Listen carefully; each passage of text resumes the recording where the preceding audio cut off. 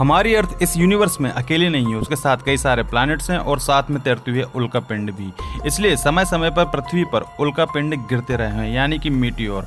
1920 में भी नामीबिया में कुछ ऐसा ही हुआ था। यहाँ एक किसान के खेत में एक बहुत बड़ा पत्थर पड़ा हुआ था, उसने वो मिट्टी के अंदर दबा हुआ था। किसान ने जब खुदाई की तो उसे पता चला कि ये पत्थर नहीं बल्कि एक लोहे का टुकड़ा है, जिसका वजन लगभग 6600 किलो था और ये 84% आयरन से बना था और बहुत ज़्यादा भारी था।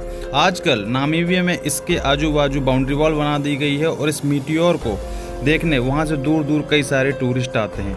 दरअसल ये मीटियोर यहाँ पे आया कैसे, और सबसे बड़ी बात तो ये थी कि मीटियोर गिरने के बाद भी ना वहाँ कोई गड्ढा हुआ ना वहीं कोई क्रेटर बना।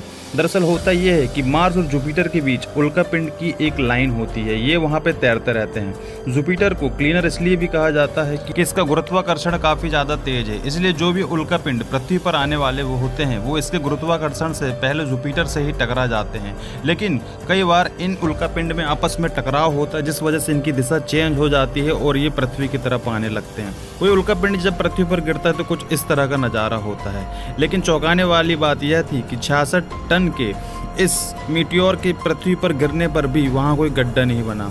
उस समय हो सकता है कि शायद कुछ भी हुआ हो, लेकिन ये मीटियोर आज भी वहाँ पर सुरक्षित है और इसे देखने दूर दूर से टूरिस्ट भी आ रहे हैं। इसके साथ फ़ोटो खिंचाई जाती है। लेकिन अब आने वाले भविष्य में ये देखा जाता है कि अगर इतना बड़ा मीटियोर दोबारा से पृथ्वी से आके टकराया तो उस समय पता नहीं क्या हुआ था, लेकिन आज की डेट में भयंकर ज़्यादा तबाही हो जाएगी।